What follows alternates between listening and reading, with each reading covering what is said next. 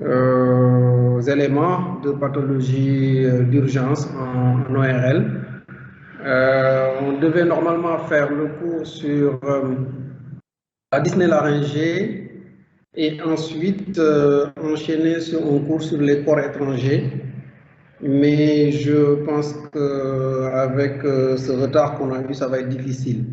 Mais j'essaierai de faire les deux en un seul, en intégrant un peu les corps étrangers les plus importants dans ce cours-là. De toute façon, les corps étrangers bronchiques, les corps étrangers DVRI, dans le cadre général, constituent les corps étrangers qui posent le plus de problèmes en urgence et on en parlera dans ce cours.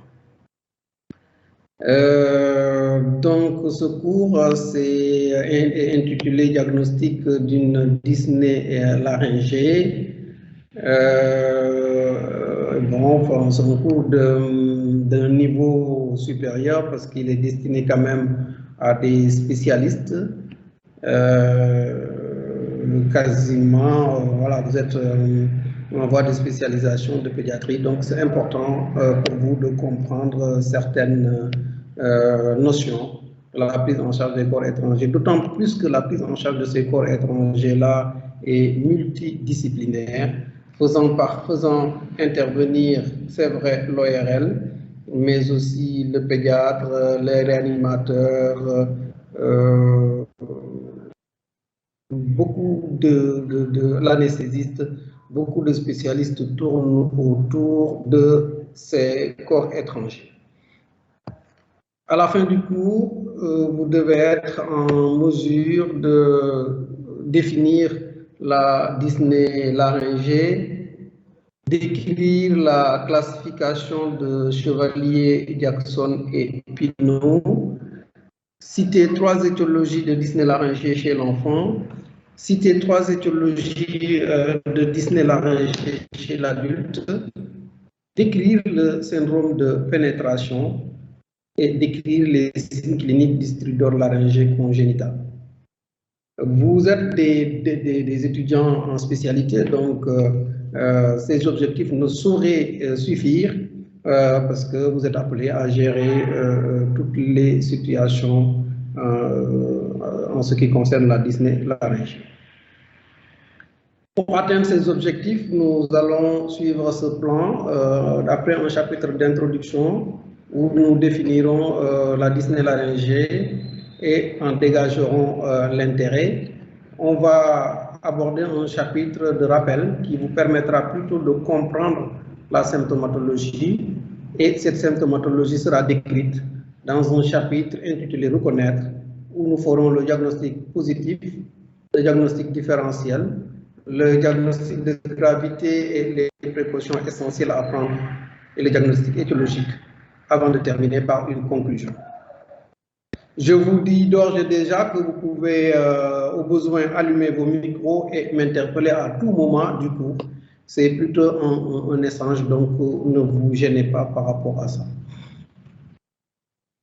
En guise de définition, la dyspnée laryngée est une gêne à la respiration, se traduisant par une bradypnée inspiratoire qui s'accompagne de tirage et parfois de cornage.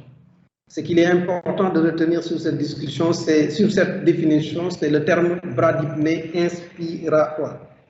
On avait un de nos maîtres qui nous disait que si vous devez me raconter quelque chose sur la dyspnée laryngée, même si ça doit être des conneries, je souhaite que ce soit des conneries inspiratoires. Ça, c'est une manière de retenir que la dyspnée laryngée, en fait, est une dyspnée inspiratoire par opposition à d'autres dyspnées dont on parlera dans les chapitres à venir. Ce qui fait l'intérêt de la question, c'est que c'est un syndrome qui est fréquent, qui est grave chez l'enfant, parce que vous allez le voir, le larynx de l'enfant est un peu particulier. C'est aussi une urgence ORL, et c'est logique. La respiration constitue quand même un acte vital. Quand on ne respire pas, on est forcément en situation d'urgence. Le diagnostic de la dyspnée laryngée est clinique. On n'a pas forcément besoin d'examen complémentaire pour faire le diagnostic. Nous allons aborder un chapitre, après la définition, nous allons aborder ce chapitre qui nous permettra de comprendre sur le plan anatomique, physiologique et épidémiologique comment se comportent les corps étrangers. D'abord, sur le plan embryologique, le développement du larynx se fait entre la 4e et la 12e semaine à partir de la lame épithéliale et des 4e et 5e arcs bronchiaux mésenchymateux. Après cette période, le larynx grandit et s'affine, seulement la croissance ultérieure n'étant que le prolongement de la période photo-embryonnaire. Ça, vraiment, si vous devez retenir quelque chose sur cette diapositive, c'est ça, c'est de retenir que le larynx continue de croître après la naissance. C'est-à-dire que le larynx n'est pas forcément en maturité totale après la naissance. Et quand cette immaturité est très importante, ça se manifeste par des pathologies qui peuvent entraîner une dyspnée. Et durant l'enfance, donc, vous voyez qu'il y a encore des modifications qui vont continuer à se passer. Le larynx effectue une descente globale par rapport au rachis cervical. Sur le plan anatomique, le larynx est un organe impair et médian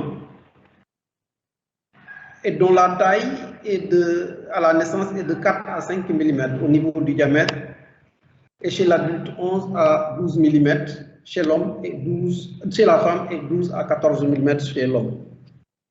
Le larynx présente 3 étages que sont ici, si vous voyez mon curseur, l'étage susglottique, l'étage glottique qui est l'étage des cordes vocales et l'étage sous-glottique que vous voyez ici. Et ça, là, c'est une vue de profil, pareil, l'étage glottique, l'étage susglottique et l'étage sous-glottique. Ce qu'il est important ici de retenir, c'est que la région sous-glottique est très rétrécie. Et elle est encore plus rétrécie chez l'enfant et elle est donc particulièrement sensible aux inflammations qui vont en entraîner une obstruction très facile et aboutir à une dyspnée laryngée.